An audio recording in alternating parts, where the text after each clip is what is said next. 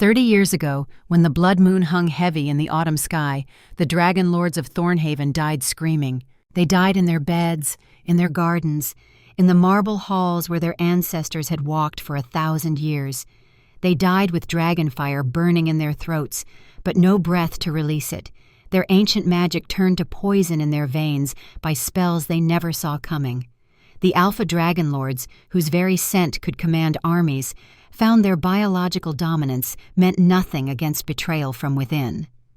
The Beta counselors who served them collapsed beside their masters.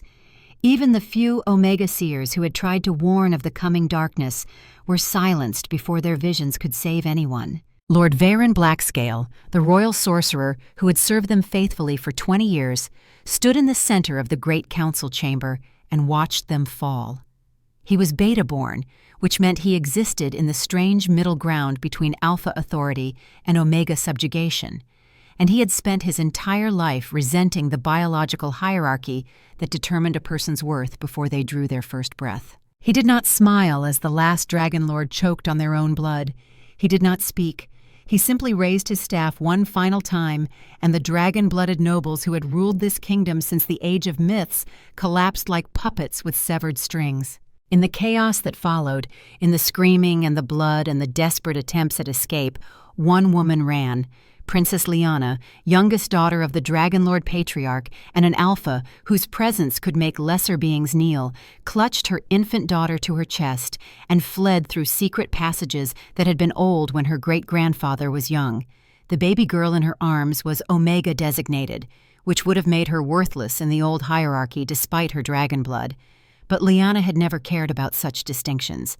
Behind her, she could hear Veyron's cultists hunting through the palace, methodical as wolves culling a herd.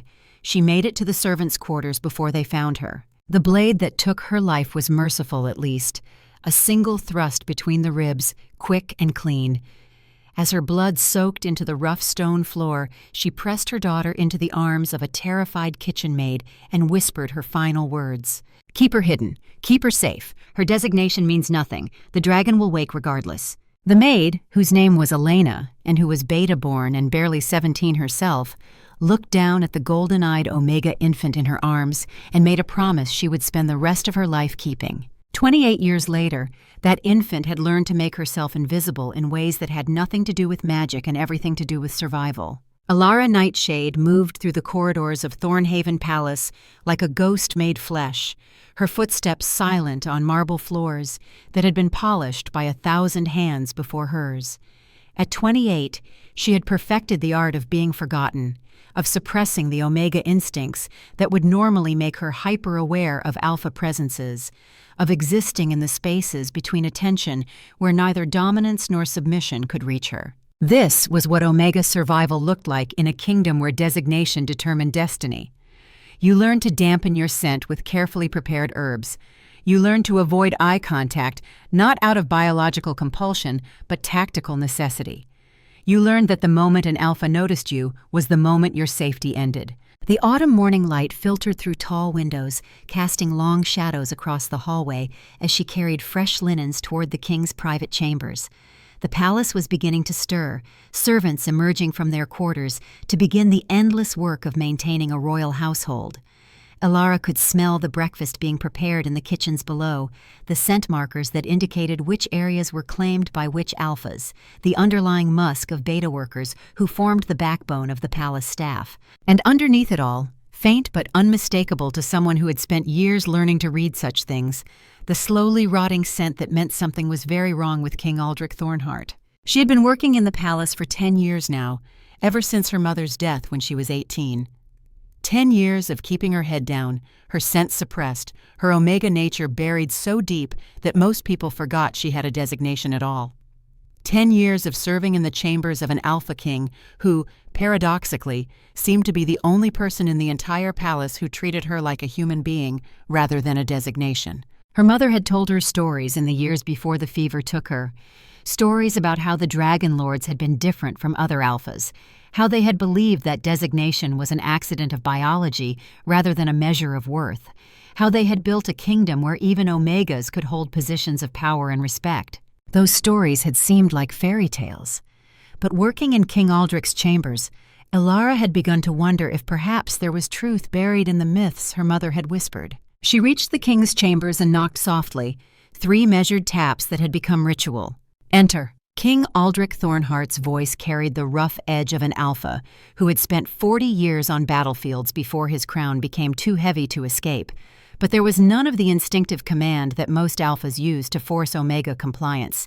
It was an invitation rather than an order, and Ilara had learned to appreciate the difference. She pushed open the heavy door and stepped into chambers that smelled of old leather, wood smoke, and that underlying wrongness that had been growing stronger over the months she had served here.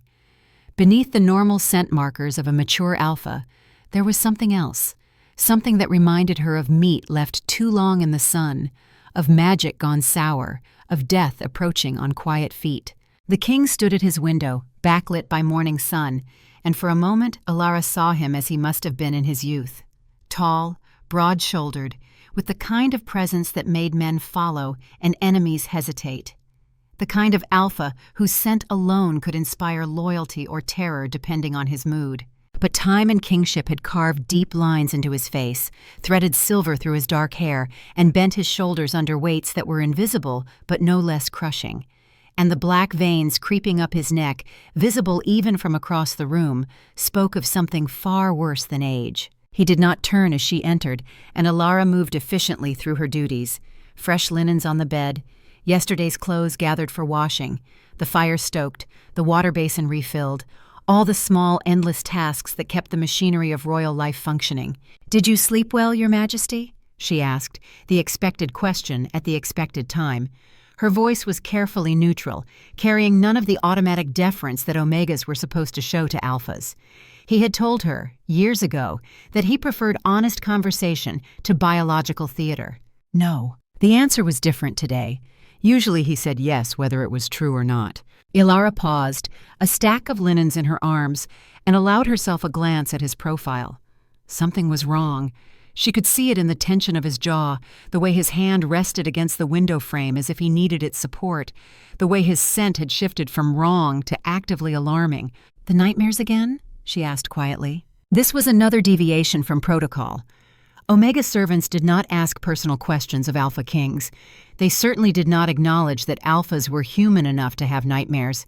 But over the past 3 years, since she had been assigned to his private chambers, something had shifted between them. Not friendship exactly. The gulfs of designation and rank were too vast for that. But perhaps understanding. Perhaps the recognition of 2 people who carried secrets too heavy to speak aloud. "Always the same," Aldrich said, and his voice carried a weariness that went beyond lack of sleep. "I see their faces, the Dragonlords. I see them dying, and I see my hand on the warrant that killed them. I smell their fear, their confusion, their rage. Alpha sense turned to terror, beta loyalty turned to betrayal, omega prescience turned to futile warnings, all of them dying because I was too young and too foolish to question the right person."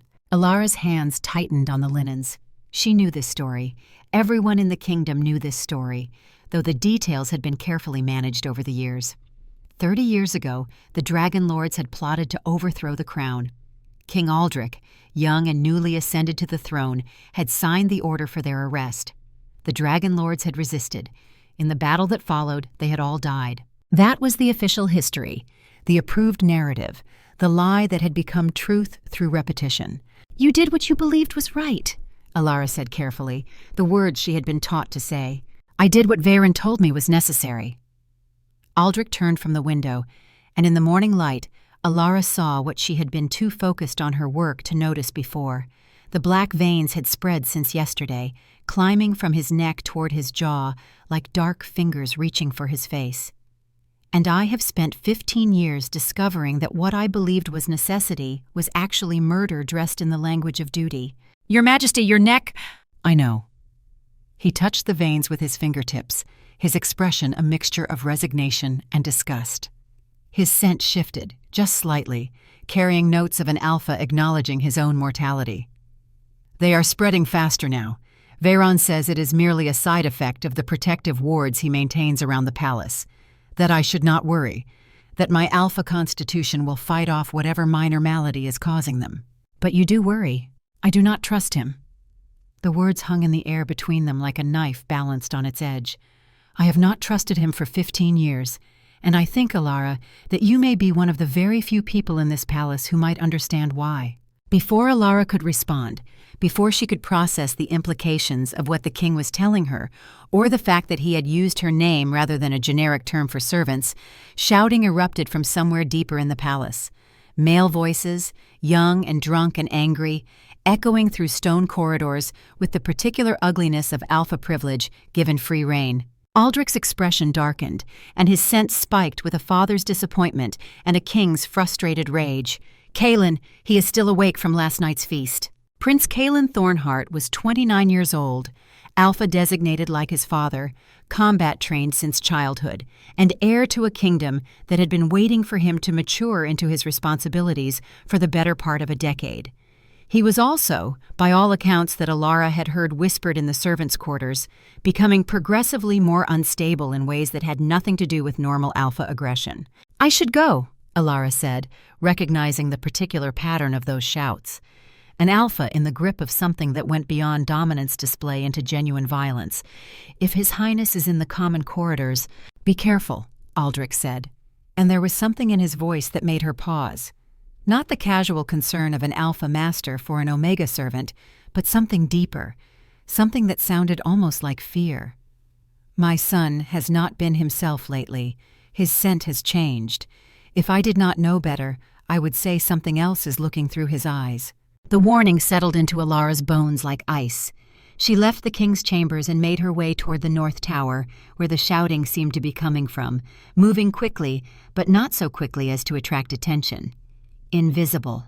Forgotten. Exactly as she had trained herself to be. The North Tower was where visiting nobles stayed when court was in session. This week, it housed a delegation from the Eastern Highlands, young alpha lords whose fathers controlled vast territories and whose loyalty the crown needed to maintain. Prince Kaelin had been entertaining them since yesterday afternoon, a feast that had apparently extended into a night of drinking and whatever other entertainments young alphas found amusing. Alara climbed the tower stairs, following the sound of voices and breaking glass. As she reached the guest level, she saw two other servants fleeing in the opposite direction, their faces pale with fear and their scents sharp with the particular terror that Omegas felt when alphas lost control. "Do not go up there," one of them hissed, a young beta woman whose hands were shaking. "His Highness is in a mood.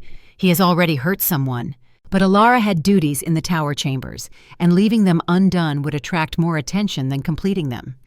She continued upward, each step careful and measured, listening to the voices grow louder and more distinct. The sense hit her before she saw the scene.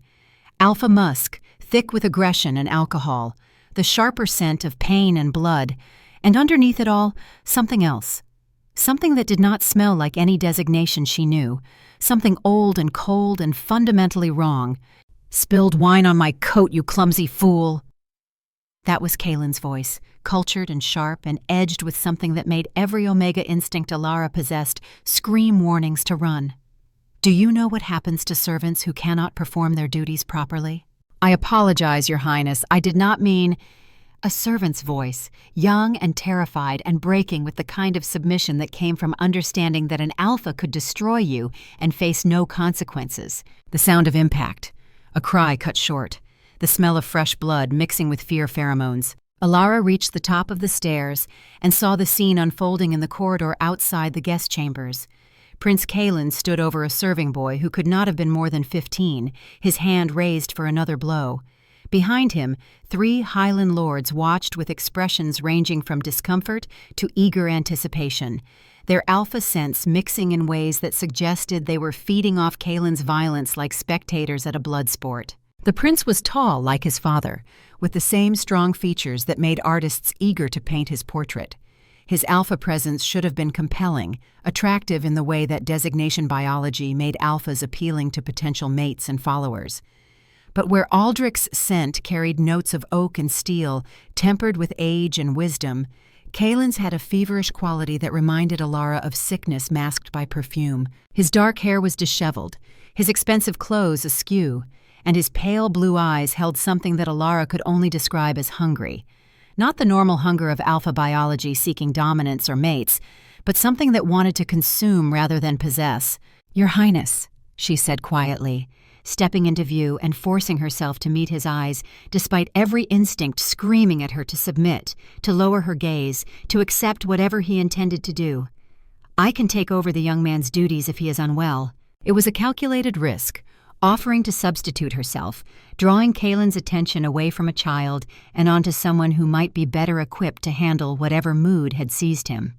It was also the kind of thing that could get an Omega killed, because alphas did not like their prey choosing to present themselves. Kaelin's head snapped toward her, and for a moment his expression was so alien that Alara wondered if he was even seeing her.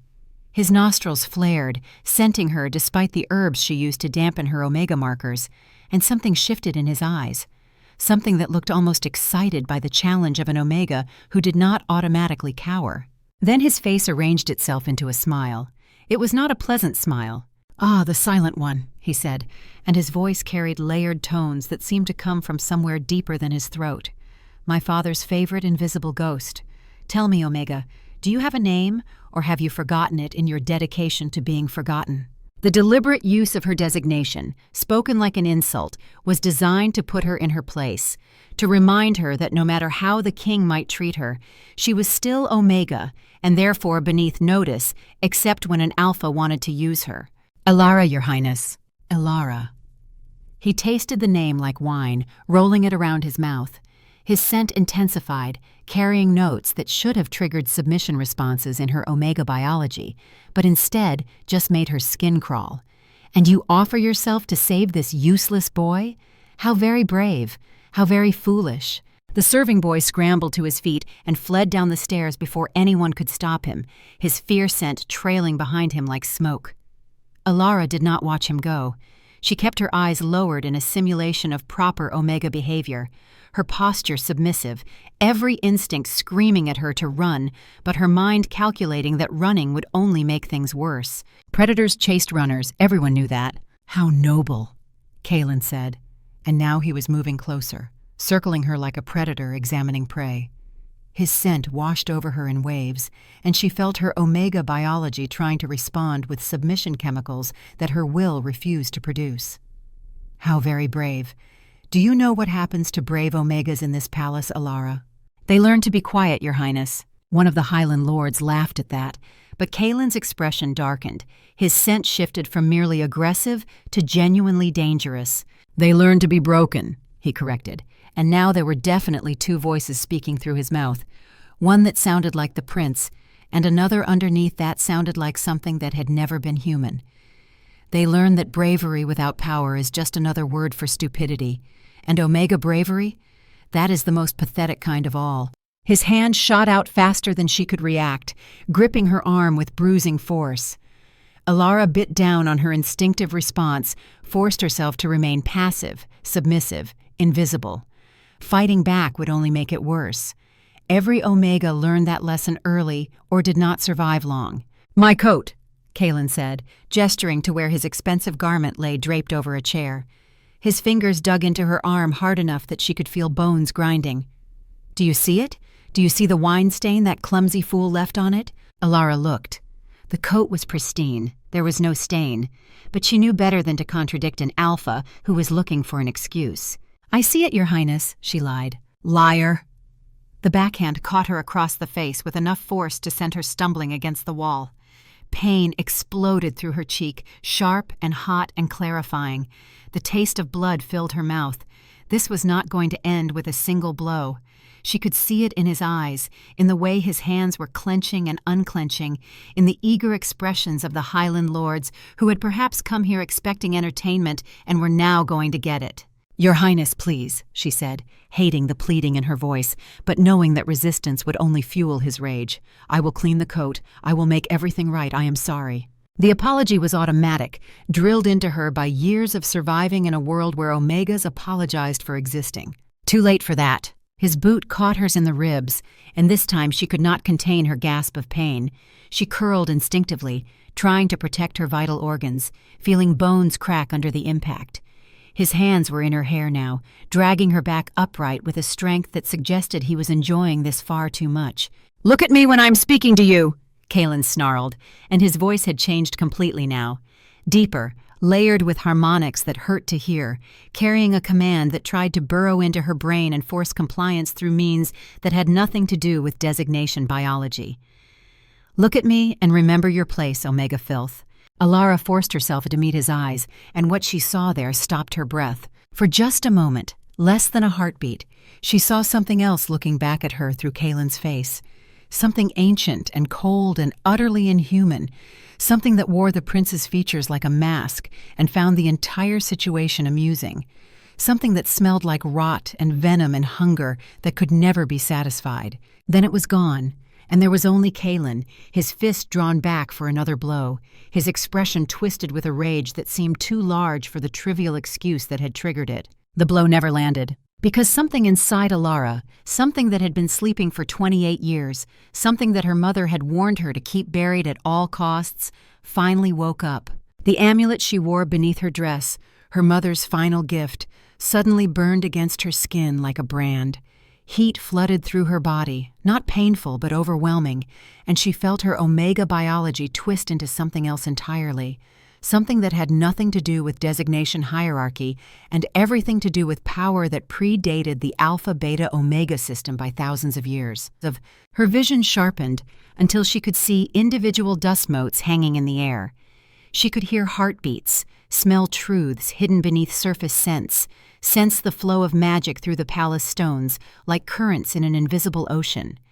And most terrifyingly, she could feel her Omega designation burning away like paper in a furnace, being replaced by something that designation science had no words for. Her eyes, she realized distantly, were glowing. Golden light spilled from them like molten metal, and the air around her hands began to shimmer with heat that made the space itself ripple.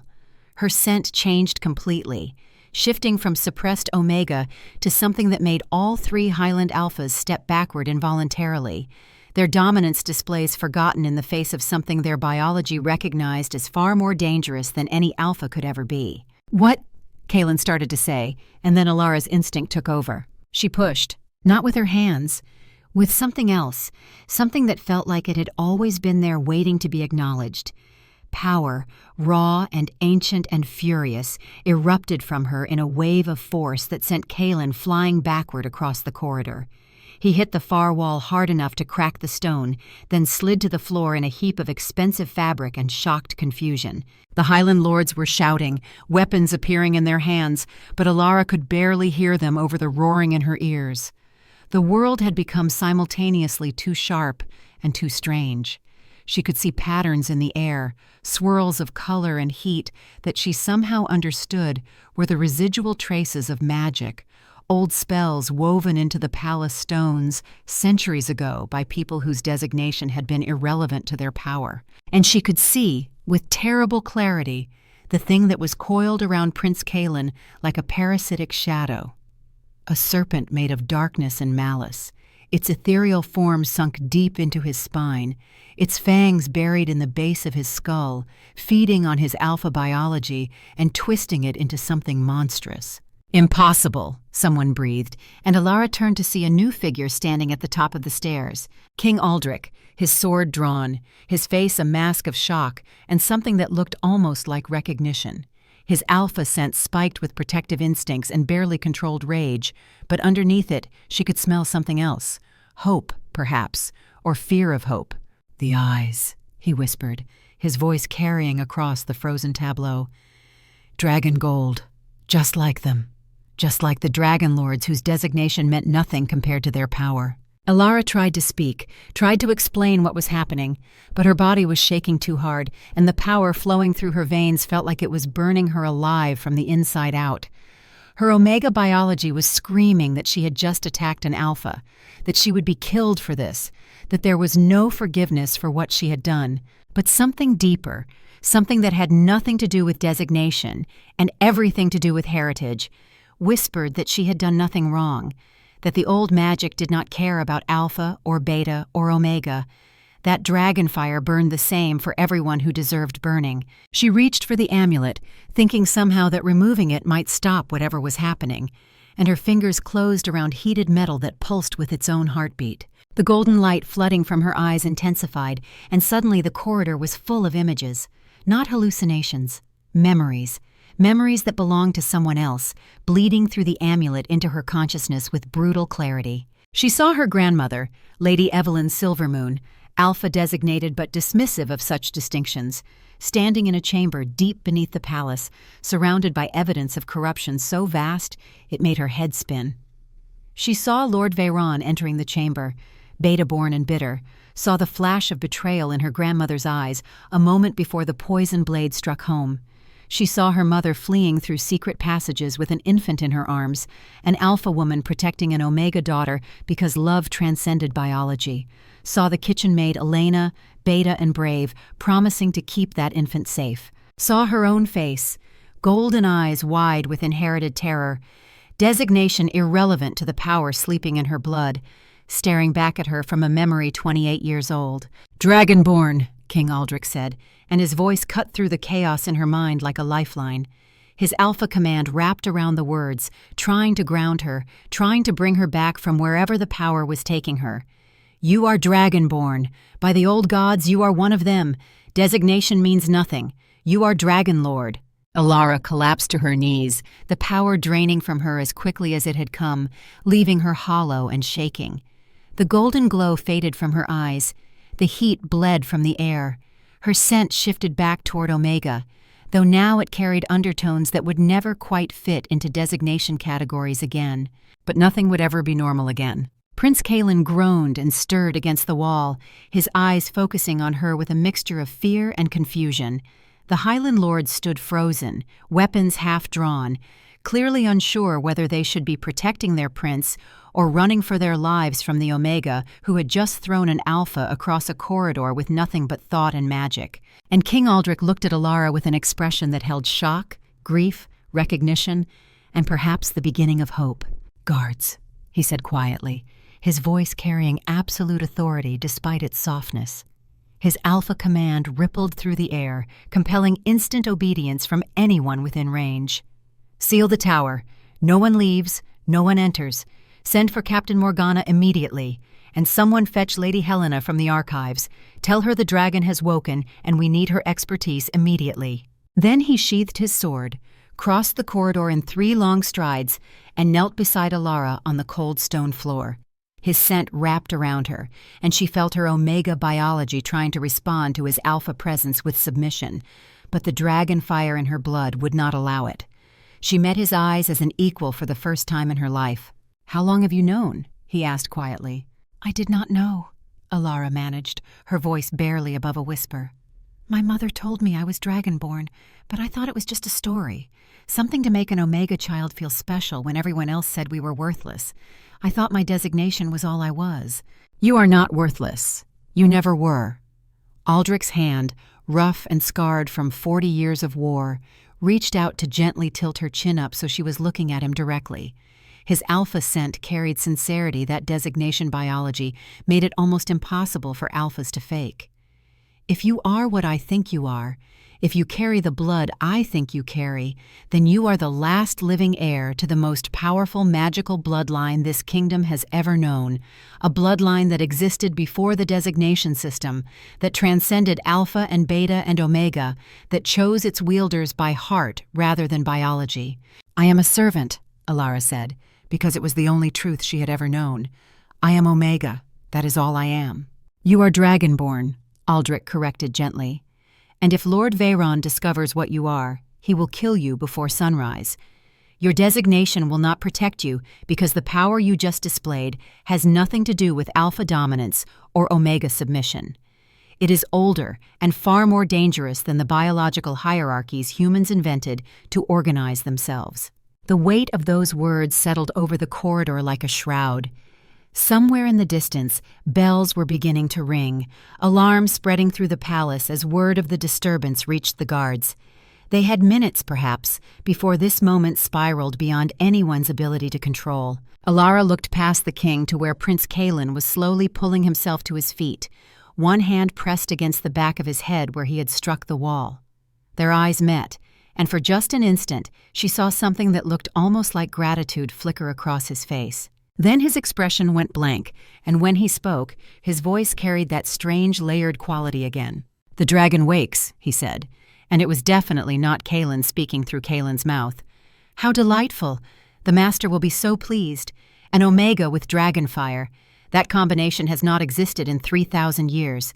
The ritual will be even more powerful than anticipated." King Aldrich's hand dropped to his sword hilt, his alpha sense spiking with protective rage.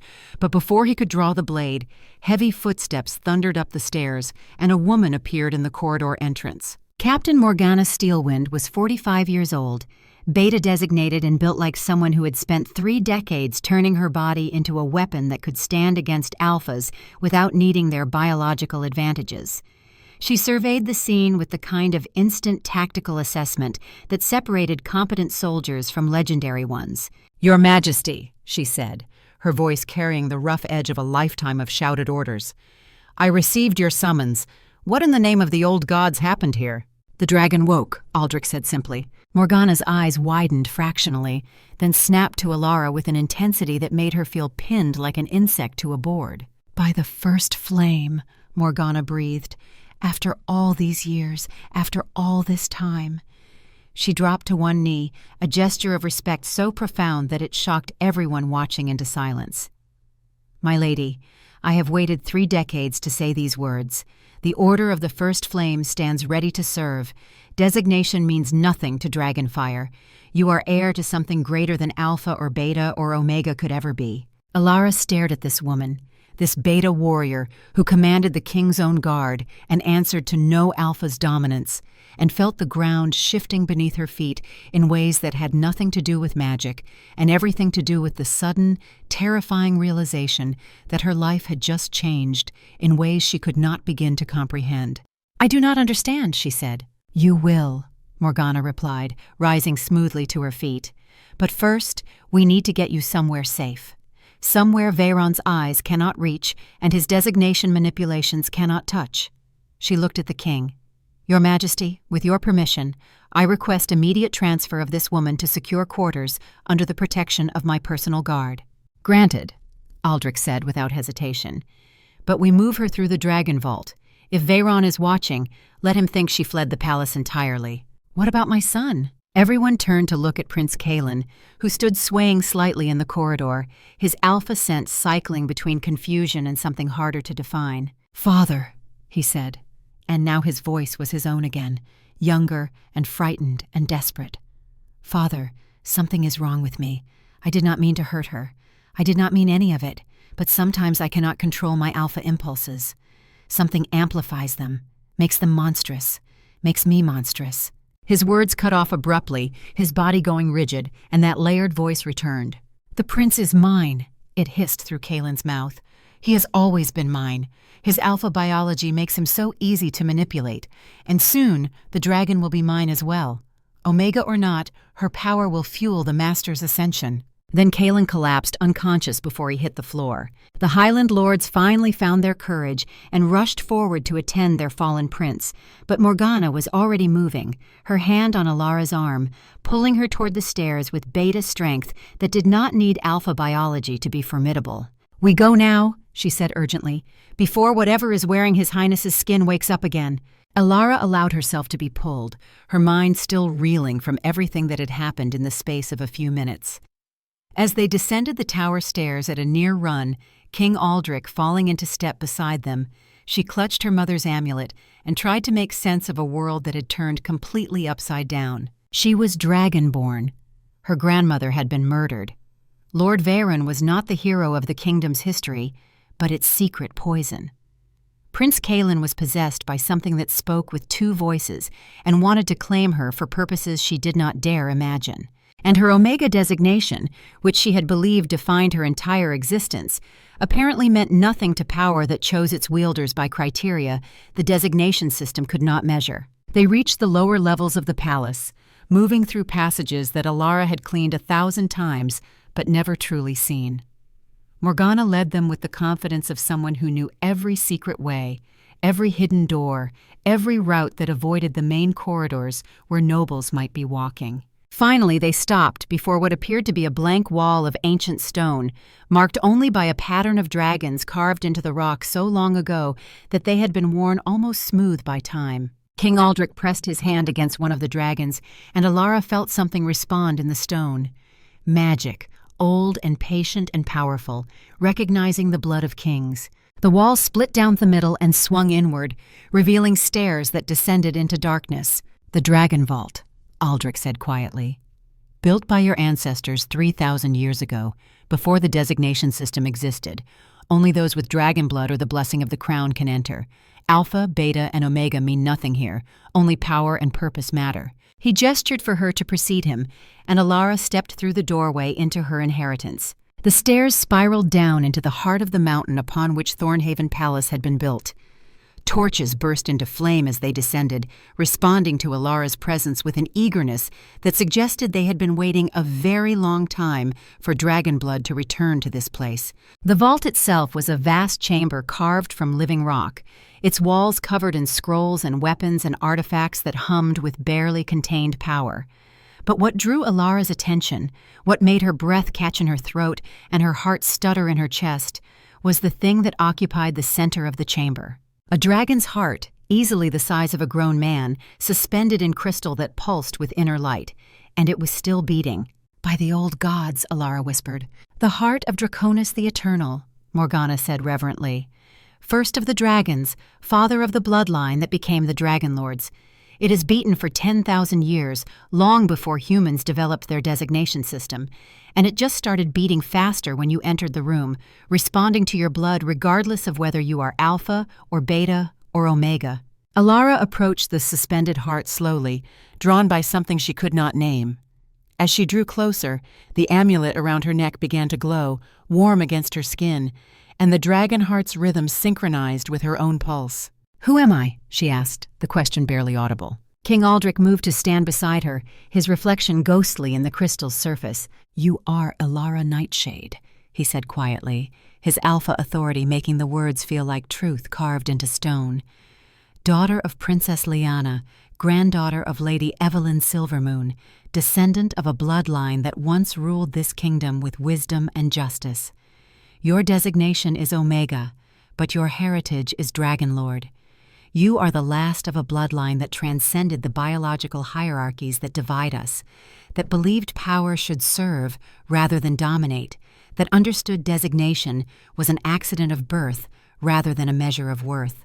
He paused, and when he continued, his voice carried the weight of prophecy. "You are the one who will either save this kingdom or watch it burn, and the choice has nothing to do with whether you are Alpha or Beta or Omega.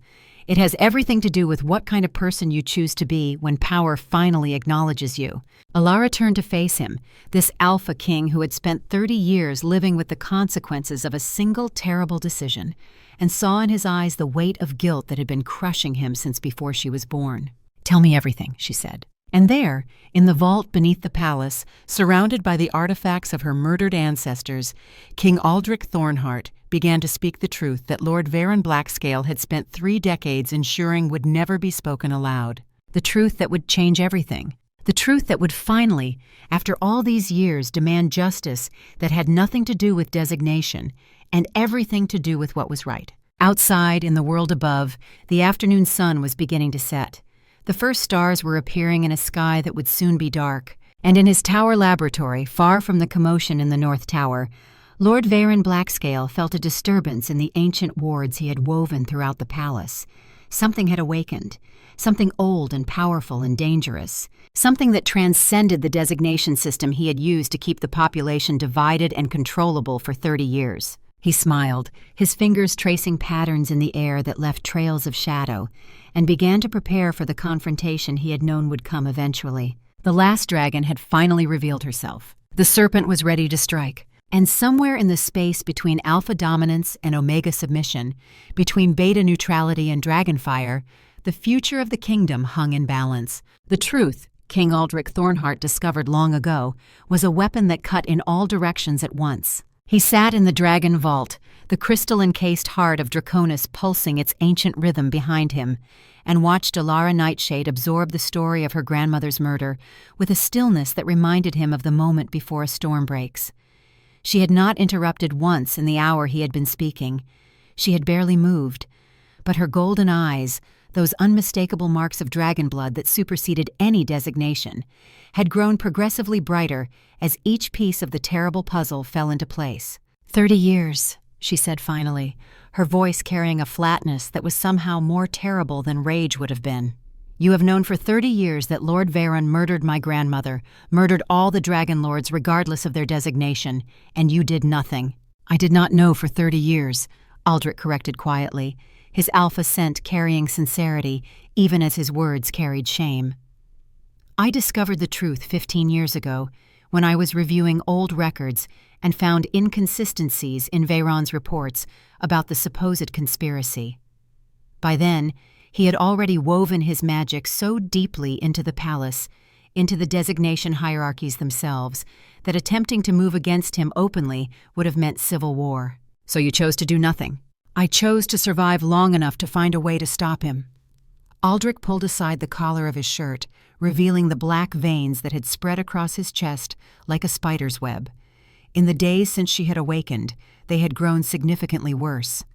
This curse is not mere decoration. It is a leash. Veyron has been slowly transforming my blood, binding my will to his, corrupting even my alpha biology. Every week now, I lose more of myself. The physicians estimate I have perhaps 2 weeks left before I am nothing but a puppet with a crown, an alpha whose dominance is wholly owned by someone else. The revised timeline hung in the air between them, more urgent than before.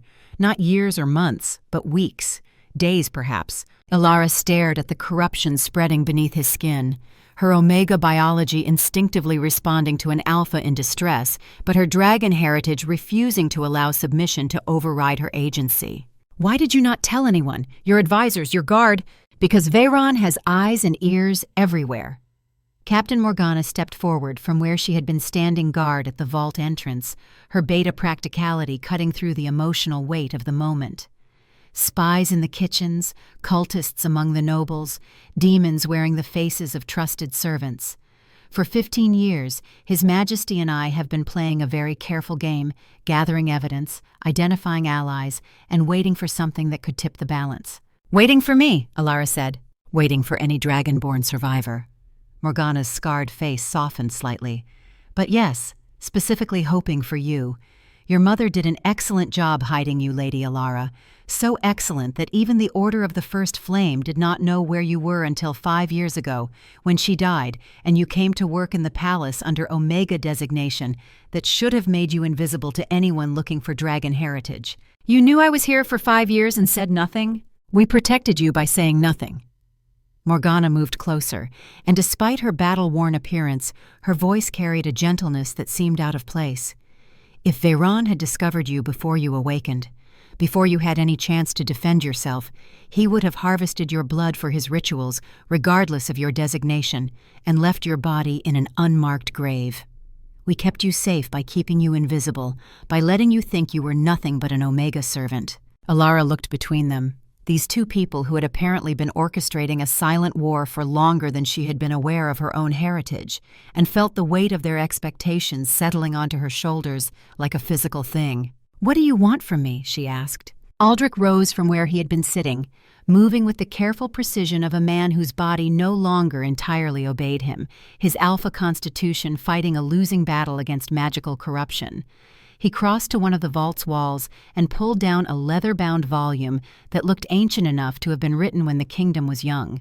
"The Prophecy of the Last Ember," he said, opening the book to a page marked with red ribbon. "Written by the Oracle of Thornhaven 200 years before the Dragonlords fell, before the designation system became as rigid as it is now. Read it."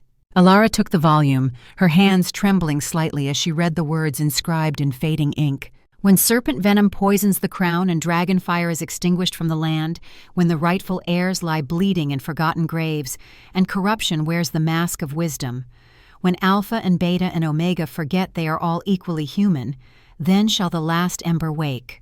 Dragonborn and hidden, raised in shadow and silence, wearing the designation the world deems weakest, but carrying power that designation cannot measure. She will either kindle the flames of justice or watch the kingdom burn in the fires of vengeance.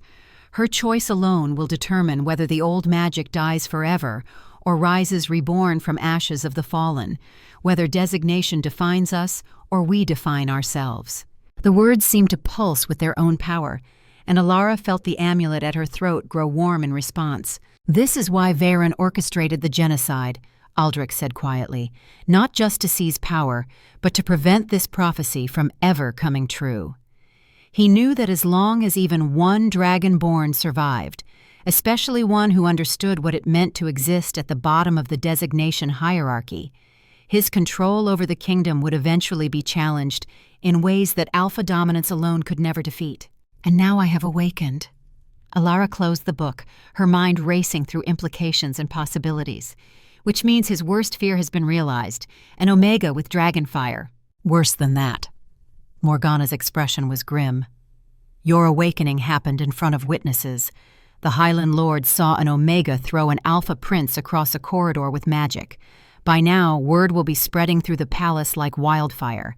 Every assumption about designation hierarchy is being called into question. Veyron will know within hours if he does not already know." "Then we have no more time for careful games." Alara straightened her shoulders, and Aldrich saw the transformation happening in real time. The frightened Omega servant who had entered this vault was being replaced by something else, something that carried the weight of 1,000 years of bloodline heritage and the hard-won wisdom of surviving at the bottom of a social hierarchy that wanted her to believe she was worthless. "Tell me everything. Veyron's resources, his allies, his weaknesses. Tell me about this Order of the First Flame, and tell me what you know about the thing that is possessing Prince Kaelin." Morgana and Aldrich exchanged glances, and something passed between them that spoke of long familiarity and shared purpose. "The Order of the First Flame," Morgana began, "was founded by the Dragonlords themselves, 3,000 years ago, when the first dragons taught humans the secrets of magic. Before the designation system became what it is now, before Alpha and Beta and Omega meant anything beyond biological quirks of reproduction. We are the keepers of their legacy, sworn to protect dragonborn heirs, regardless of designation, and preserve the knowledge that was nearly lost in the genocide. There are 12 of us scattered throughout the kingdom, warriors and scholars and spies, representing all 3 designations because the Order has always understood that power should not be tied to biology." 12 against Veyron's entire network? Alara's voice carried skepticism. 12 who know what they are fighting for, Morgana corrected. Plus whatever forces we can rally once you prove yourself worthy of following. And proving yourself means demonstrating that Dragonfire cares nothing for whether you are Alpha or Beta or Omega. That power wielded with wisdom transcends biological hierarchy. And how do I prove that? By doing what your grandmother would have done. Aldrich moved to another section of the vault, where weapons hung in neat rows. He selected a sword, its blade inscribed with runes that seemed to shift and flow like liquid. By exposing Veyron's corruption so thoroughly that even his most loyal supporters cannot deny the truth. By freeing my son from whatever serpent demon has its claws in his soul, and by surviving long enough to challenge Veyron directly when we force him into the open. Alara took the sword, feeling its weight settle into her hand with unsettling familiarity. The runes glowed softly at her touch, recognizing dragon blood regardless of designation. "How long do we have?" she asked. "My curse will consume me completely in 2 weeks," Aldrich said, his voice carrying the weight of hard-won knowledge. "But my spies report that Veyron has been making preparations for something significant. Every action, every spell, every manipulation has been building toward a ritual. He has been waiting for you to manifest your power because dragon magic cannot be harvested from dormant bloodlines. It must be active, burning, fully realized. He needs me awake so he can consume me." "Exactly. And if he succeeds, he will become something that has not existed since the Age of Legends. An immortal god king with the power to reshape reality itself, to make the designation system absolute and unbreakable, to ensure that Alpha and Beta and Omega are chains that can never be removed. The kingdom, the world, everything we know will become his personal domain." The magnitude of what they were describing should have been overwhelming. 3 days ago, Alara had been an Omega servant whose greatest concern was avoiding the attention of drunk alphas. Now she was apparently the only thing standing between the kingdom and eternal subjugation to a mad sorcerer's will. She should have been terrified, should have been looking for escape routes and ways to flee before this entire situation consumed her. Instead, she felt something else kindling in her chest, something hot and bright and absolutely furious. "Where do we start?" she asked. Morgana smiled, and it was the expression of a beta warrior who had been waiting years for permission to fight. "We start," she said, "by teaching you how to be a dragon." The training began that night, in the deepest parts of the vault where the ceiling opened to the mountain sky and ancient magic still hung thick enough to taste. Morgana proved to be a brutal instructor, pushing Alara through combat drills that left her bruised and gasping and reaching for reserves of strength she had never known she possessed. "Your grandmother," Morgana said, circling Alara with a practice blade while the younger woman tried to anticipate her next strike, was alpha designated but refused to let that define her. She could fight 5 opponents simultaneously while maintaining 3 active spells. She once held off an entire army for 6 hours while the civilian population of Northwatch evacuated. You have her blood, you have her gift, now you need her skill. Alara parried a strike that would have broken her ribs if it had connected, then countered with a thrust that Morgana deflected almost contemptuously. "I have been an Omega servant for 10 years, Alara panted. "My grandmother was trained from birth." "Then we compressed 10 years of training into 2 weeks. Morgana's blade flickered out in a combination that forced Alara backward toward the vault's edge. "Your body remembers what your conscious mind has forgotten. Dragon blood carries memory regardless of designation. You just need to stop thinking and start feeling." Alara tried to empty her mind, tried to let instinct guide her movements the way Morgana was describing, but her rational thoughts kept interfering. She was too aware of her footwork, too conscious of her breathing, too focused on trying to predict rather than react. Morgana's blade found an opening and tapped Alara's throat, hard enough to bruise. "Dead," the captain said flatly. "Again." They reset and began the drill once more, and again, and again. Each time, Morgana found an opening. Each time, Alara died in a dozen different ways. "I cannot do this," Alara finally said, throwing down her practice blade in frustration. "I am not a warrior. I am not my grandmother. I am just an Omega who happened to be born with magic I do not know how to use." "You are dragonborn," King Aldrich's voice came from where he had been watching from the shadows. "Which means you are stronger than you believe, more capable than you know, and far more dangerous than you have ever allowed yourself to imagine. Your designation is Omega, but your power transcends designation entirely." He stepped into the practice circle, moving with surprising grace for a man whose body was slowly being consumed by dark magic. "May I?" he asked Morgana. The captain stepped aside, and Aldrich picked up the discarded practice blade. He tested its weight, then settled into a fighting stance that was simultaneously relaxed and ready. "Attack me," he said to Alara. "Your Majesty, I cannot—" "I am not your king right now. I am your opponent. Attack me, or I will attack you." Alara hesitated only a moment before retrieving her own blade and moving forward. She attempted a straightforward thrust, expecting Aldrich to parry and counter, planning already how she would respond to his response. He did not parry. He moved inside her guard faster than her eyes could track, his blade stopping a hair's breadth from her heart. "You are thinking in sequences," he said quietly, his alpha scent carrying teaching rather than dominance. "If I do this, then he will do that. Then I will do this other thing.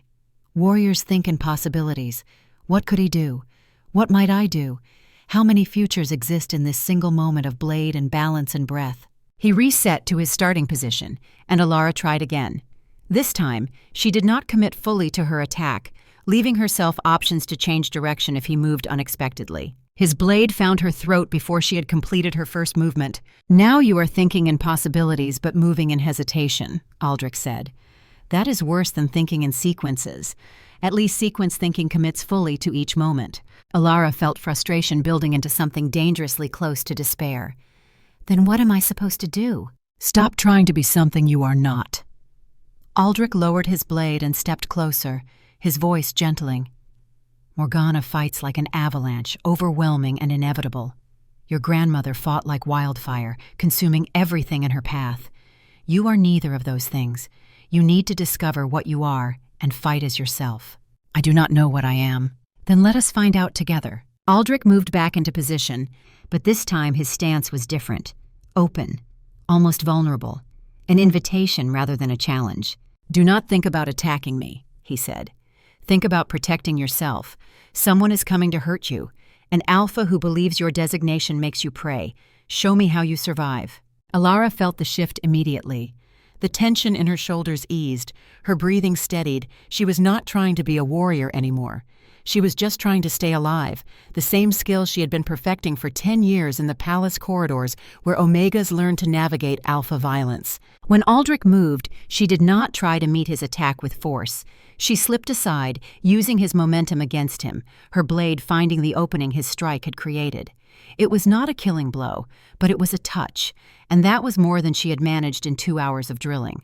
"Better," Aldrich said, and there was approval in his voice. "Again." They continued, and gradually, Alara began to understand what he was teaching her. She would never be a warrior in the traditional sense. She did not have the years of training or the killer instinct that Morgana possessed. But she had something else. She had survival instincts honed by a decade of navigating palace politics while powerless.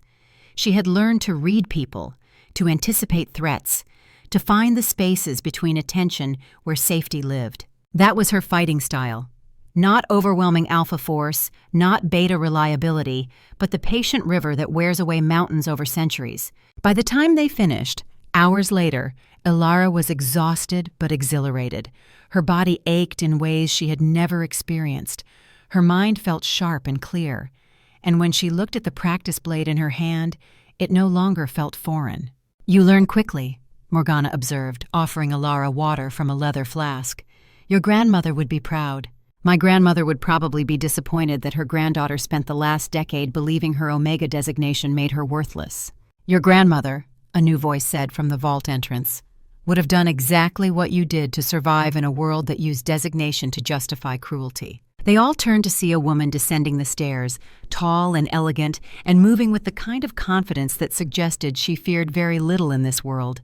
She was perhaps 40, with silver hair braided in an intricate pattern and eyes that held the particular kind of intelligence that comes from seeing too much and forgetting none of it. Her scent marked her as beta, the designation that existed between alpha dominance and omega submission. "Lady Helena Greycourt," Aldrich said, and there was warmth in his voice that suggested genuine friendship. "I was hoping you would come quickly." "I came as soon as I heard the rumors flying through the palace," Helena replied, her gaze fixed on Alara with an intensity that made the younger woman want to step backward. Dragon gold eyes in the North Tower, an Omega throwing an Alpha across a corridor with invisible force, Prince Kalen speaking with 2 voices, Lord Varen calling emergency council meetings. It seems the game we have been playing for 15 years has suddenly accelerated. "You are part of this conspiracy as well?" Alara asked. "Conspiracy is such an ugly word." Helena smiled, and it transformed her severe features into something almost mischievous. "I prefer to think of it as a long-term investment in justice. I was your grandmother's student, Lady Alara. She taught me everything I know about statecraft, about reading people, about the delicate art of managing power without letting designation limit what you believe is possible. When she was murdered, I swore I would see her work completed. It has been a very long 30 years. "Everyone seems to have been waiting for me," Alara said, unable to keep the edge from her voice. "Planning around me, protecting me. Did anyone consider that I might have preferred to remain ignorant and alive?" "Every single day," Helena said quietly. "The burden we placed on you, without your knowledge or consent, haunts every one of us who has been keeping this vigil. But the alternative was watching Varen's corruption consume everything your grandmother died trying to protect. We chose the lesser evil and hoped you would forgive us when the truth finally emerged." The sincerity in her voice diffused Alara's anger more effectively than any defense would have.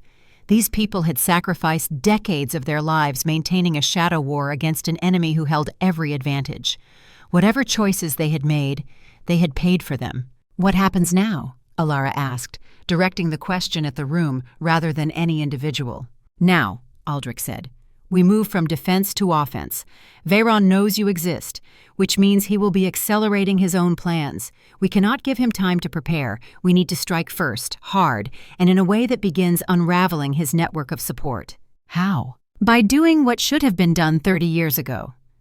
Helena produced a sheaf of documents from the leather satchel she carried.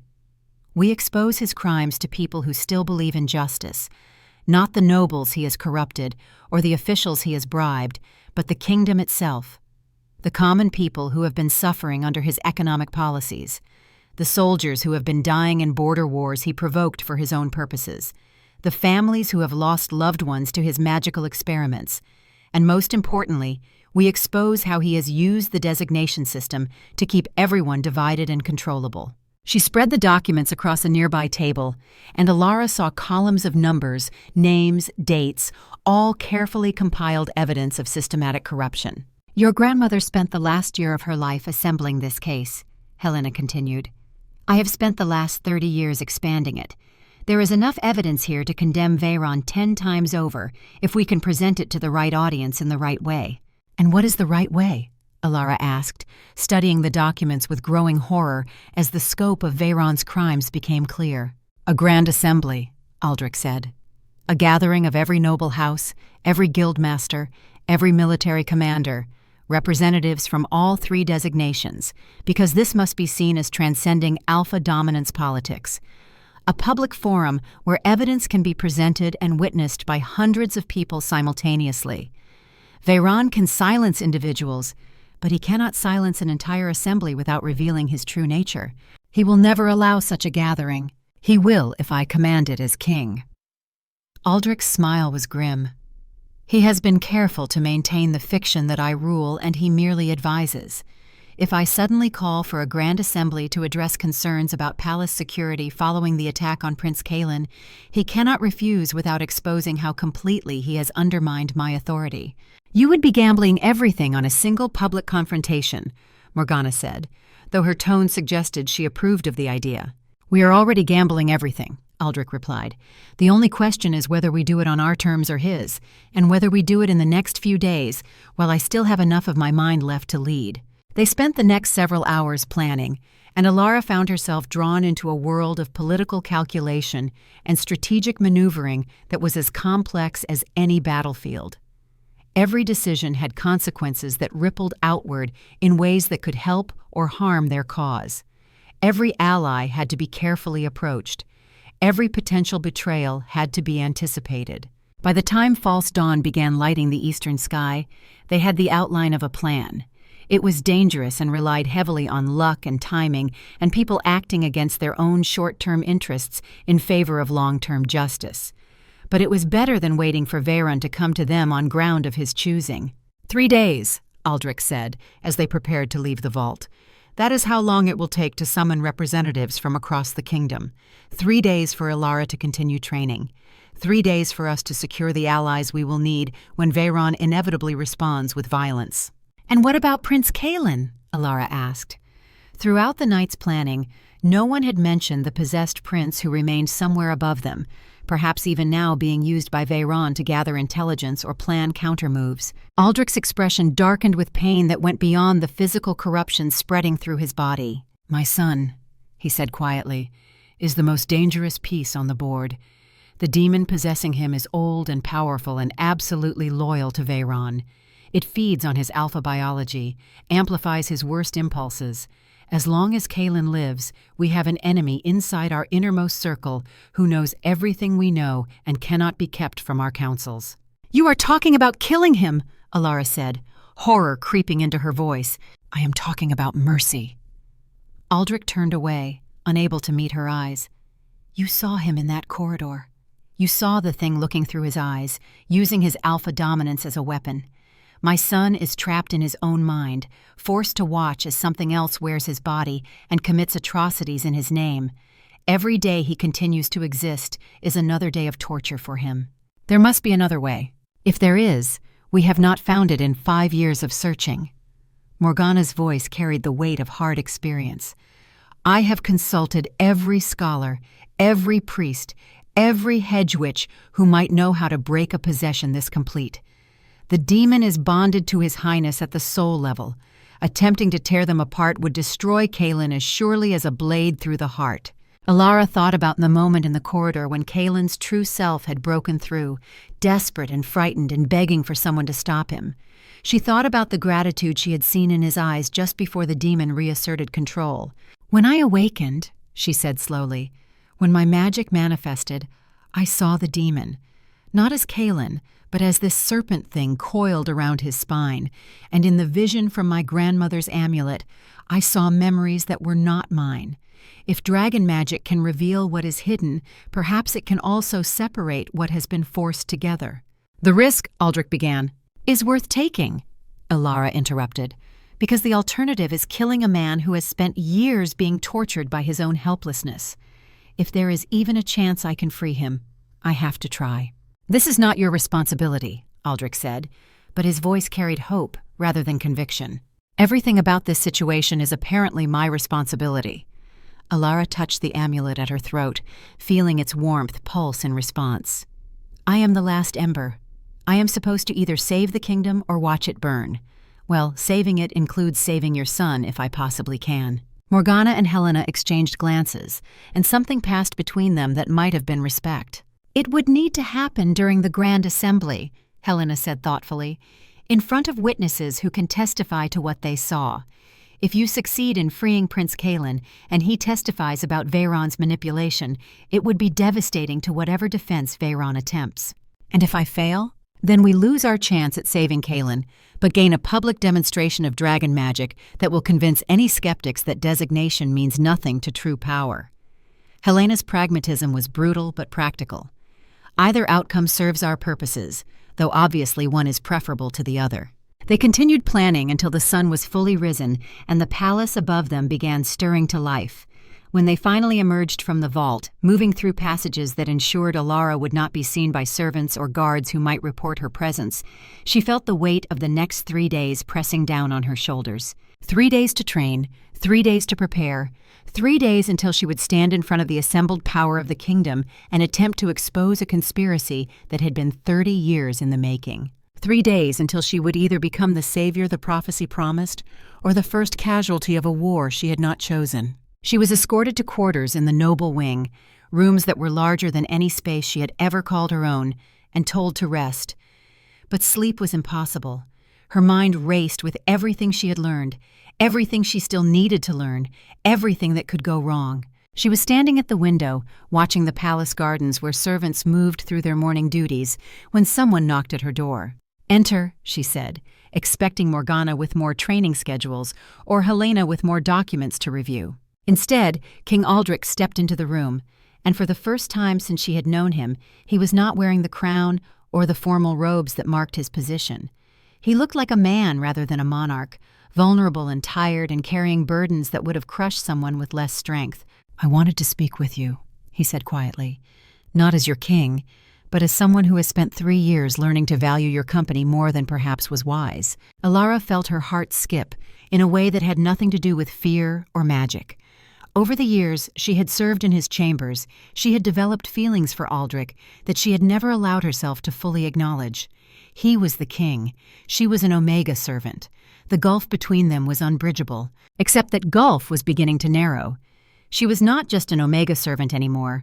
She was Dragonborn, potentially noble in her own right, and the distance that had once seemed infinite was starting to feel like something that might be crossed.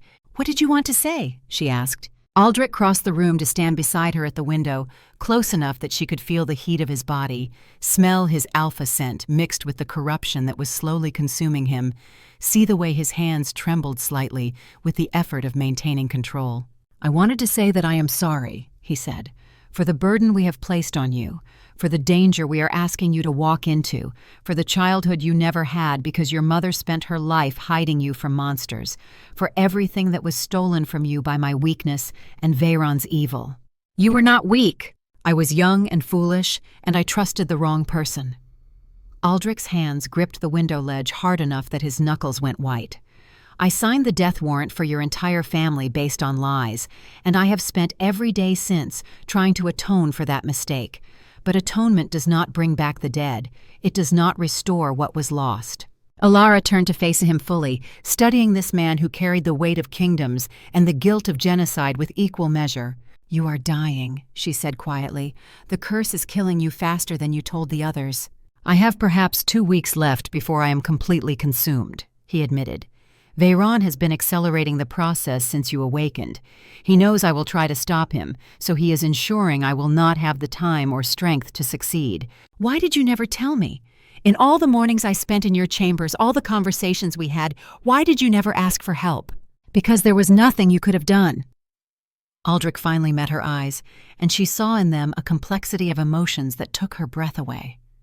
"And because I found myself looking forward to those mornings more than I should have, to the way you listened without the automatic submission most Omegas show to Alphas, to the intelligence behind your eyes that you had learned to hide from everyone else, to the moments when you would forget to be invisible and let me see the real person underneath the servant's mask."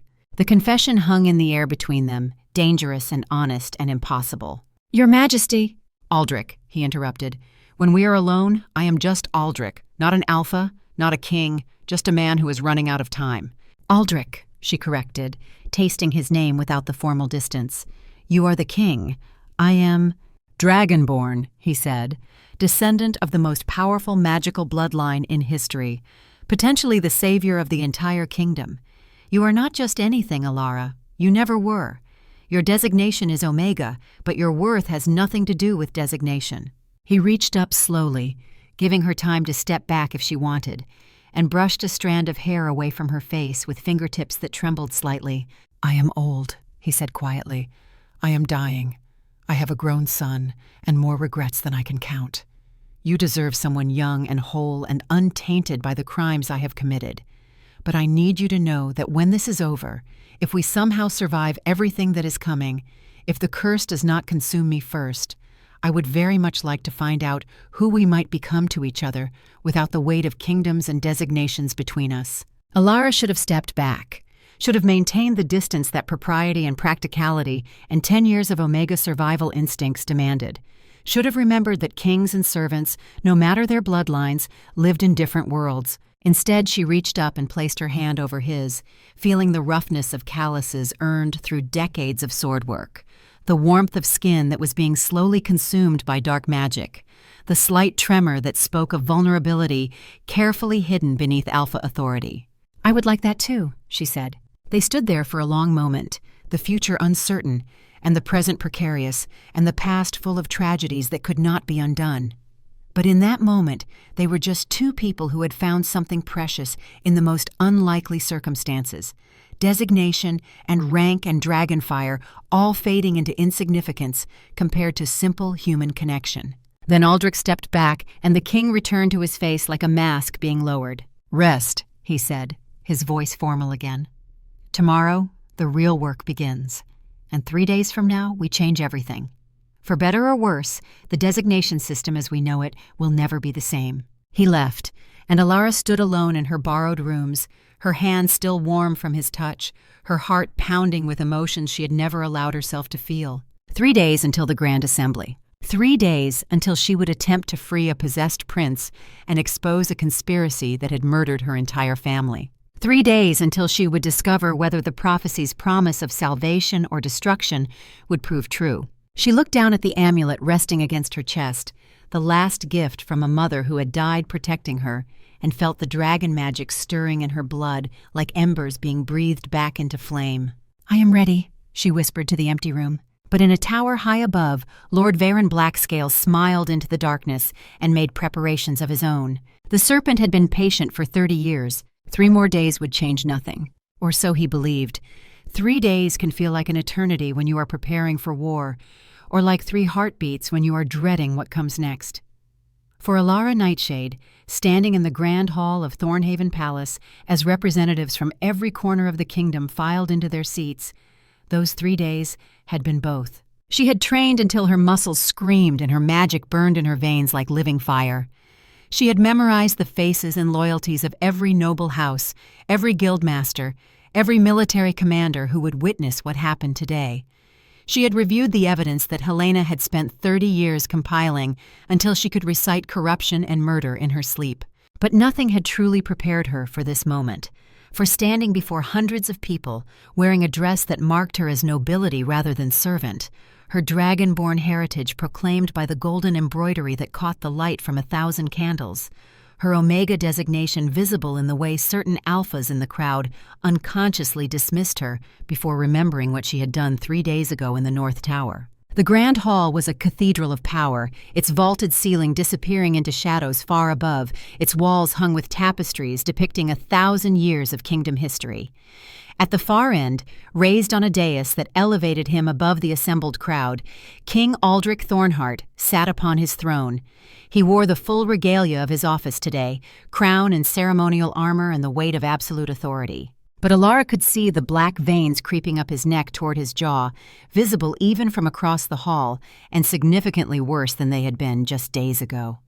The curse was accelerating.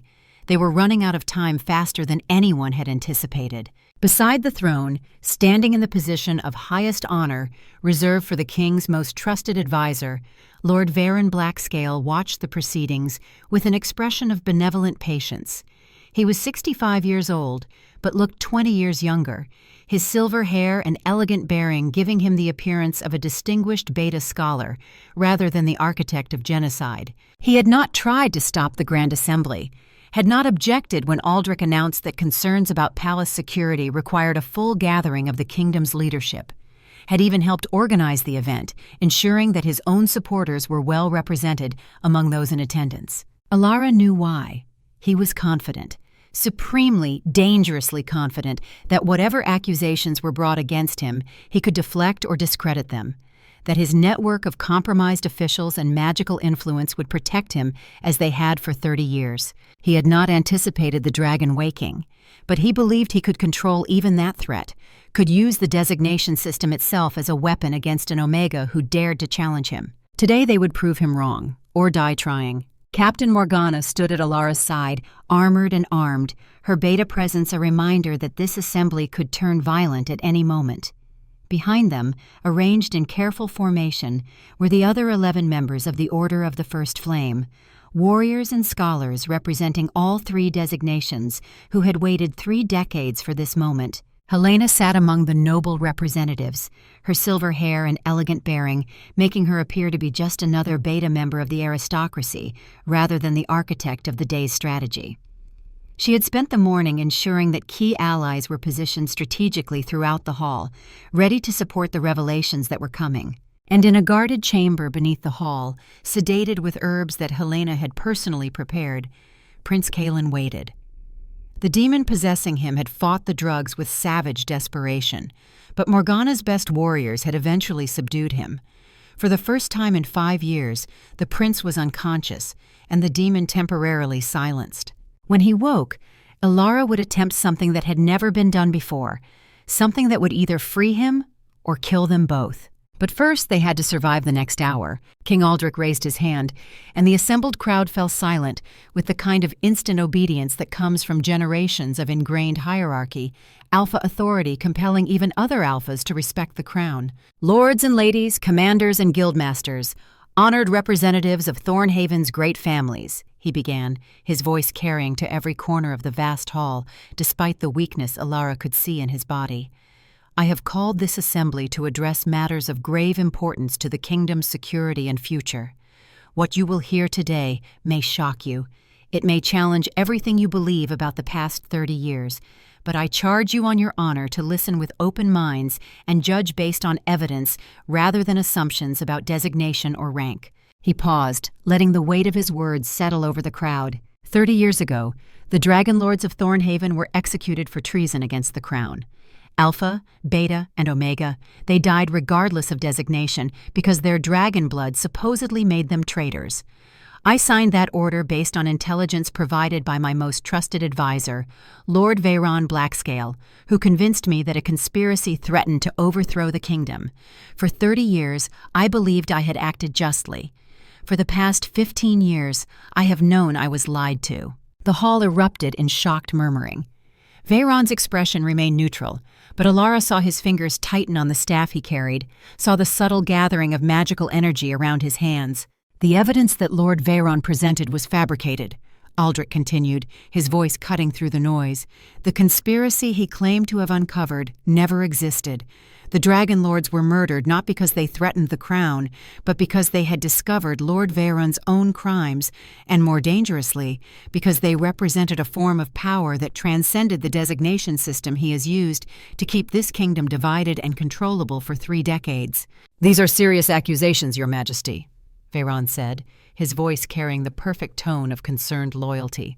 Made, I notice, only after the emergence of this woman who claims to be Dragonlord descended.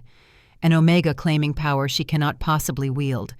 Might I suggest that Your Majesty is being manipulated by someone who has much to gain from discrediting me and destabilizing our carefully maintained social order? It was masterfully done. The seed of doubt planted with surgical precision, playing on every assumption about designation hierarchy. Several Alpha representatives were already nodding, finding it easier to believe that their king was being deceived by an ambitious Omega than to accept that the man who had guided kingdom policy for 3 decades was a traitor. "You may suggest whatever you wish," Aldrich replied coldly, "but I have evidence. Lady Helena, if you would present the documentation." Helena rose from her seat and moved to the center of the hall, where a table had been prepared. She began laying out documents, her voice calm and professional as she detailed 30 years of corruption with the precision of a scholar presenting a thesis. Bank records showing funds siphoned from kingdom coffers, letters between Veyron and foreign powers discussing military intelligence, testimonies from survivors of magical experiments conducted in the palace's deepest dungeons, the original investigation that Lady Evelyn had assembled, preserved in the Dragon Vault, where Veyron had assumed it was destroyed. The evidence was overwhelming, damning, impossible to dismiss, and Veyron barely glanced at it. "Forgeries," he said simply. "Clever ones, I grant you, but forgeries nonetheless. Any competent mage could create documents that appear authentic. Any conspiracy could manufacture testimony from paid actors." He turned to face Aldrich directly, and something in his expression shifted. The benevolent mask slipped slightly, revealing something colder underneath. "Your Majesty, I have served your house faithfully for 35 years. I saved this kingdom from a Dragonlord conspiracy that would have plunged us into civil war. And now, when an actual Dragonlord heir appears, an Omega who should know her place and seeks to undermine everything we have built, you choose to believe her over me?" "I choose to believe the truth," Aldrich said. "Then believe this." Veyron raised his staff, and the temperature in the hall dropped 20 degrees in an instant. Frost spread across the stone floor in crystalline patterns. The candles flickered but did not die, their flames burning with sudden, eerie green light. "I have tolerated this charade because I wished to see how far you would go, how completely you had been compromised by dragon-born manipulation. But I will not stand here and be accused of crimes by a dying king and a servant girl playing at nobility while forgetting her designation." Several guards moved toward Veyron, hands on weapons, but he gestured almost casually, and they froze in place, ice spreading across their armor. "I orchestrated the Dragonlord genocide because they were parasites," Veyron continued, his voice carrying across the stunned hall. "For 3,000 years they ruled through accident of birth, through magical advantages they did nothing to earn. They grew fat on power, while common people like myself, people with actual talent and ambition regardless of designation, were forced to bow to them simply because they had the right blood in their veins. And when I finally had the chance to end their tyranny, I took it." "So you murdered them," Elara said, stepping forward. Her voice was steady despite the fear coursing through her, her Omega biology screaming at her to submit to the massive magical pressure filling the hall, but her dragon heritage refusing to bow. "You murdered my grandmother. You murdered my mother's entire family. You corrupted Prince Kaelin. You have been slowly poisoning King Aldrich for 15 years. All because you believed power should belong to those who take it rather than those who inherit it, and because you wanted to maintain the designation system that kept people divided." Veyron's eyes fixed on her with an intensity that felt like being pinned by a serpent's gaze. "I gave this kingdom 30 years of prosperity," he said. 30 years of peace and growth and advancement. I gave alphas the dominance they craved, betas the stability they needed, and omegas the submission that is their biological destiny. What did the Dragonlords ever give us except the dangerous idea that designation should not matter? They gave us justice, Alara replied. They gave us the principle that power carries responsibility regardless of whether you are alpha or beta or omega. They gave us the belief that those who rule should serve rather than exploit. They gave us hope that we could be more than our biology. Pretty words from an omega who has never had to make the hard decisions that keep kingdoms alive. Veyron's staff struck the floor, and the sound echoed like thunder. But words mean nothing without the strength to enforce them. You want to challenge me, little Omega Dragon? You want to avenge your murdered family? Then show me what dragon blood is worth when it flows in veins that should make you the weakest in any room. The magical pressure in the hall intensified until Alara could barely breathe. Several of the assembled representatives cried out, clutching their heads as Veyron's power washed over them in waves of controlled violence, exploiting the automatic submission responses that Omegas felt to overwhelming power. Enough! Aldrich's voice cut through the chaos, and suddenly the king was on his feet, sword drawn, crown blazing with the authority of a bloodline that had ruled for 1,000 years. His alpha presence filled the hall, commanding in ways that had nothing to do with cruelty and everything to do with righteous fury. This assembly is under my protection. You will release your hold on these people immediately, or I will have you executed where you stand. You will have me executed? Veyron laughed, and the sound was utterly without humor. You cannot even stand without swaying, Puppet King. The curse I placed on you 15 years ago has consumed 90% of your blood. You have perhaps 3 days left before you are nothing but a hollow shell I can wear like a coat. The admission sent shockwaves through the assembly. Even those who had supported Veyron, even those who had benefited from his corruption, recoiled at the casual way he described murdering their king, at the revelation that the alpha authority they had trusted was built on lies and poison. You see now what he is, Aldrich said to the assembled crowd, his voice carrying despite his weakness.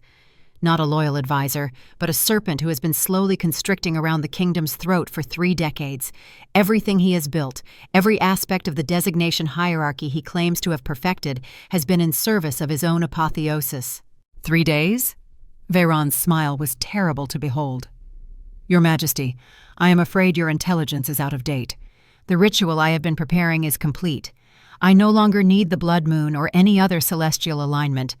All I need is the dragon-born Omega, who so conveniently revealed herself 3 days ago. He raised both hands, and the staff he carried shattered into 1,000 pieces of light that flowed into his body like water finding cracks in stone. His form blurred, expanded, and suddenly the distinguished old man was gone, replaced by something that had merely been wearing his shape. The serpent demon that had been coiled around Prince Kaelin's spine was nothing compared to this. Veyron's true form was massive, ancient, a creature of shadow and scale and eyes that burned with intelligence that predated human civilization by millennia. The grand hall was barely large enough to contain him, and his presence pressed down on the assembled crowd like a physical weight, targeting their designation instincts to trigger submission in everyone present. I am not Lord Veyron Blackscale, the creature said, its voice layered with harmonics that made several people scream. I am Sethrak, first of the serpent mages, bound for 10,000 years in human flesh by the Dragonlords who feared what I represented. They imprisoned me because I understood a truth they refused to accept, that the strong should rule and the weak should serve. When they grew complacent, when their bloodline weakened and their attention wandered, I finally found a way to break free. And I have spent the last 30 years ensuring that dragons would never again have the power to imprison me, that the designation system would become absolute and unbreakable. Alara felt her dragon blood responding to the creature's presence, magic flooding her system in response to the existential threat. Her eyes blazed gold, and heat radiated from her skin in visible waves, her omega biology burning away in the face of power that transcended designation entirely. You are not free yet, she said, her voice carrying across the hall with unexpected strength. You are still bound by the rules of this realm, still vulnerable to dragonfire, still mortal enough to die. Am I? Sethrak's massive head turned toward her, and in his eyes she saw the accumulated malice of 10 millennia. Little Omega Ember, I have consumed the life force of 50 mages to fuel my transformation. I have woven spells into the very foundations of this palace that will trigger when I die, bringing down the entire structure and everyone in it. And most importantly, I have your king's blood singing in my veins, which means I have access to the royal authority that has governed this kingdom for 1,000 years." He turned to face Aldrich, and his smile was worse than his rage had been. "Abdicate!" Sethric commanded, and the word carried magical weight that made the king stagger, that targeted every alpha instinct to submit to greater dominance. "Give me your crown, transfer your authority, and I will allow everyone in this hall to live. Refuse, and I will slaughter them all while you watch, starting with the Omega who dared to think her designation did not matter." The choice was impossible: surrender the kingdom to a monster, or watch everyone die. Alara could see Aldrich struggling with the decision, could see the weight of kingship pulling him toward sacrifice, could smell his alpha scent shifting toward protective submission. "No," she said. Everyone turned to look at her. "You do not get to make this choice," Alara continued, stepping forward until she stood between Sethric and Aldrich, her Omega biology screaming at her to flee, but her dragon heritage refusing to abandon the man she loved. "You do not get to hold innocent people hostage. You do not get to threaten a kingdom because you are afraid of what will happen when they finally fight back." "Afraid?" Sethrac's laugh rattled the walls. "Child, I am the thing that dragons feared. What makes you think an Omega with 3 days of training can challenge me? Because I understand something you never will." Alara's voice rang clear across the hall. "You think the designation system makes me weak. You think being Omega means I should submit, but you are wrong. Every day I survived as an Omega in a world that wanted me to believe I was worthless made me stronger. Every moment I refused to let designation define my worth prepared me for this. You have power, but I have purpose, and purpose will always defeat power that exists only for itself." The temperature in the hall spiked as her dragon fire erupted, golden flames that turned her Omega scent to something that had never existed before, a fusion of submission and dominance that transcended the designation system entirely. Sethrac struck with physical force that his bulk belied, moving faster than her eyes could track. One massive coil caught her across the ribs and sent her flying into a pillar hard enough to crack the stone. Pain exploded through her body, sharp and clarifying. She pushed herself upright, blood running from a cut above her eye, and met his gaze with defiance that her Omega ancestors would never have dared show. "Is that all?" she asked. "My grandmother survived worse from your kind." "Your grandmother died screaming." "My grandmother died protecting something she loved more than her own life. Can you say the same about anything you have ever done?"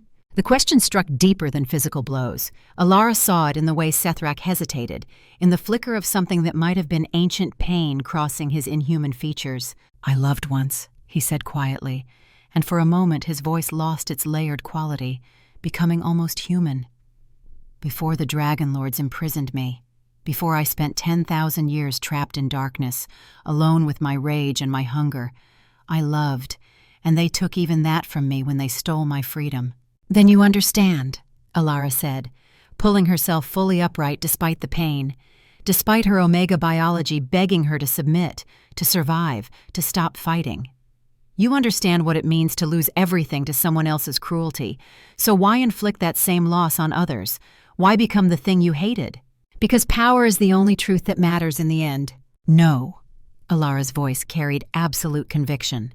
"Love is the only truth that matters. Everything else is just elaborate justification for cowardice. You are afraid that if you stop taking and consuming and dominating, you will discover that you are as empty and meaningless as you have made everyone else feel. That is why you cling to the designation system.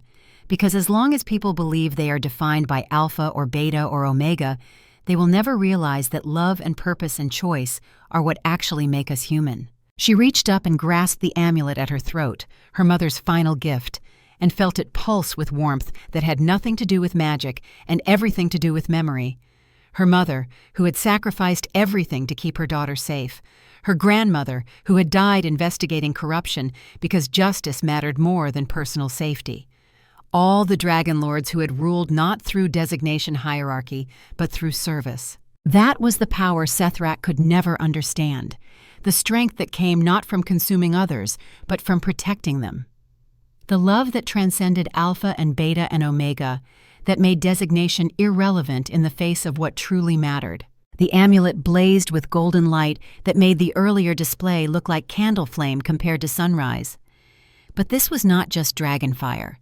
This was something older, something that had existed before the first dragons taught humans magic, before anyone invented designations to divide and control. This was the power of sacrifice willingly given, of love that transcends death and designation both, of the belief that some things are worth dying to protect, regardless of whether you are alpha or beta or omega.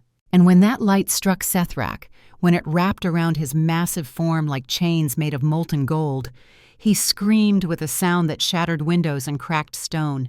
"Impossible," he gasped. "That magic died with the first Dragonlords.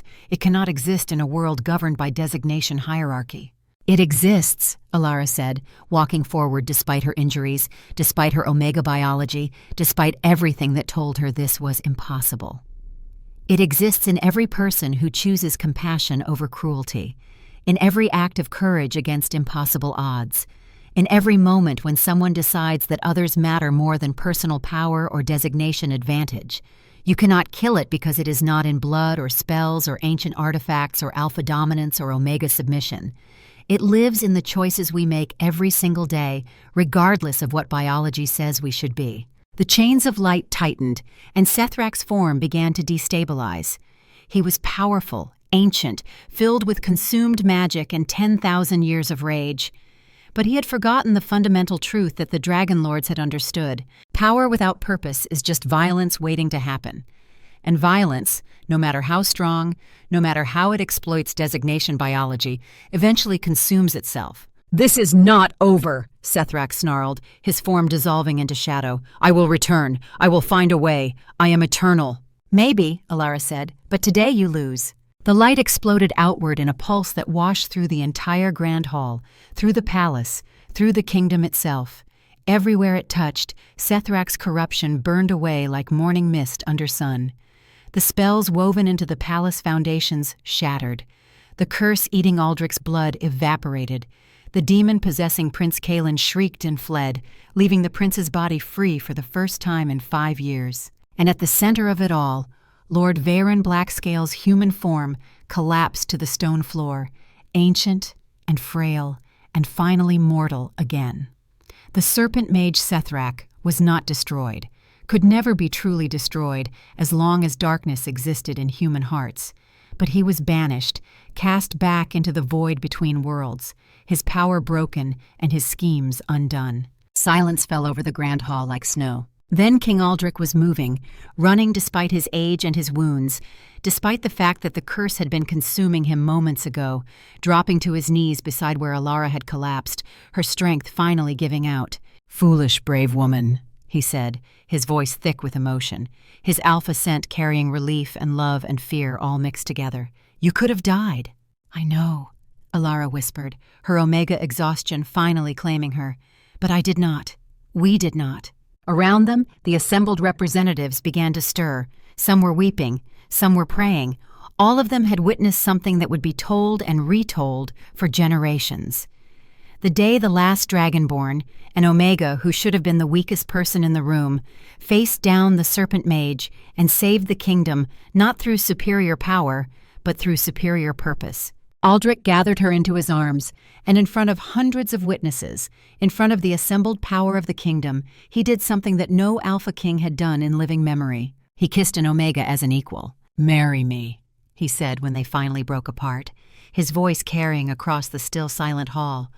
"Not because designation or bloodline or politics demands it, but because I love you, and I want to spend whatever time we have left building a kingdom worthy of what you just demonstrated. A kingdom where designation is an interesting biological quirk rather than a measure of worth, where alpha and beta and omega are just words that describe reproduction rather than destiny." "Yes," Alara said, and meant it with every fiber of her being. The hall erupted in sound, some cheering, some objecting, but mostly just stunned acknowledgement that everything had changed, that the designation system as they knew it would never be the same. Over the next hours, as healers tended the wounded and guards secured Veyron's unconscious form, the full scope of what had happened began to emerge. Prince Kaelin woke in the chamber beneath the hall, free and whole and sobbing with relief. The evidence Helena had compiled was entered into official record, ensuring that history would know the truth about the genocide 30 years ago. And throughout the kingdom, people felt the lifting of a corruption they had not fully realized was there, felt the designation bonds that had held them loosen just slightly. The wedding 6 weeks later was unlike any the kingdom had ever seen. Commoners were invited alongside nobles, all 3 designations integrated into the celebration. The ceremony blended dragon traditions with human customs, and when Alara stood before the assembled crowd, wearing a crown that marked her not just as queen, but as the restorer of the dragon bloodline, she made a vow that went beyond the personal. "I promise to serve this kingdom with everything I am, to never forget where I came from or what my designation taught me about survival and strength, to ensure that power is always tempered with mercy and authority always balanced with responsibility. I promise that Alpha and Beta and Omega will be honored as different but equal, that designation will describe us but never define us. I promise to be worthy not of my bloodline, but of the trust you place in me." The crowd roared its approval, and Alara felt the weight of their faith settling onto her shoulders. It was a burden she would carry for the rest of her life. But unlike Sethrak, unlike the corrupted version of nobility that had nearly destroyed the kingdom, she understood that the weight of responsibility was not something to resent, but something to embrace. 15 years later, when Alara stood in the palace nursery and watched her daughter sleep peacefully in her crib, she thought about the prophecy that had defined her life. The last ember will either kindle the flames of justice or watch the kingdom burn. She had chosen justice, had chosen service over power, mercy over vengeance, love over fear, humanity over designation. And in doing so, she had not ended the dragon bloodline, but renewed it for an age that understood designation differently than the past had. Her daughter, Princess Lyanna, named for the grandmother who had sacrificed everything to keep the dragon fire alive, would grow up in a kingdom transformed. A kingdom where being Alpha or Beta or Omega was acknowledged but not destiny, where dragon blood mattered less than character, where the old divisions were slowly healing. But prophecies, Alara had learned, were never truly complete. There was always another chapter, another challenge, another choice to be made. When Princess Lyanna was 15 years old, when her magic was manifesting with a power that exceeded even her mother's, when she had been trained from birth to understand that designation and bloodline were gifts rather than definitions, a messenger arrived from across the sea. From the dragon homeland, the place where Dragonlords had originated 3,000 years ago before they fled to Thornhaven. The homeland was healing, the messenger said. The dragons themselves were returning after millennia of absence, and they wanted their descendants to come home. Princess Lyanna stood on a balcony overlooking the kingdom her mother had saved, watching the distant horizon where ships waited to carry her toward an unknown future, and she looked at her mother and father with golden eyes that had learned to see past designation to truth. "What do we do?" she asked. Alara, now Queen of Thornhaven and mother of the next generation, looked at her daughter and saw in her the same choice that had defined every moment of her own journey. "We face it," Alara said simply, "with courage and honesty and the understanding that power without love is just another word for tyranny, whether it comes from designation, hierarchy, or dragon heritage. The dragons may be returning, but they will find a world that has learned to live without them, that has learned to value people for who they are rather than what biology says they should be. Whether they can learn to live in a world where they are not supreme, where their bloodline does not automatically grant them authority, that will be their test." She pulled her daughter close, feeling the warmth of dragon fire that burned in both their veins, and thought about the long road that had brought them here. From an Omega servant's quarters to a throne, from powerless to powerful, from hiding to standing openly in the light. From believing designation defined her to understanding that choice transcended biology. "You are dragonborn," she told Lyanna, "but more importantly, you are your own person. Whatever comes next, whatever the dragons demand or expect or require, remember that you have choices, and the choices we make define us far more than the blood in our veins or the designation we were born with."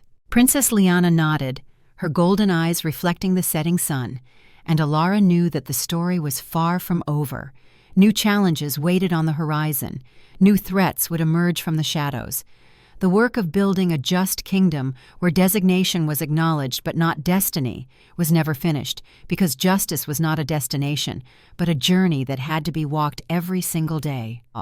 But for now, in this moment, standing with her daughter and her husband and watching the sun set over a kingdom transformed, Alara allowed herself to feel something she had never expected to experience. Peace, hard-won and precious and probably temporary, but real nonetheless. The last ember had kindled flames that would burn for generations, flames that warmed without consuming, that illuminated without destroying, that understood the difference between power that dominated and power that served. And whatever darkness threatened in the future, those flames would be there to meet it, because that was what the dragons did in the end, and what Omegas who refused to let designation define them learned to do. They burned away corruption. They illuminated truth. They turned cold kingdoms into places where warmth and justice could flourish regardless of whether you were Alpha or Beta or Omega. And they protected what they loved, even when the cost was everything they had, especially then. The end.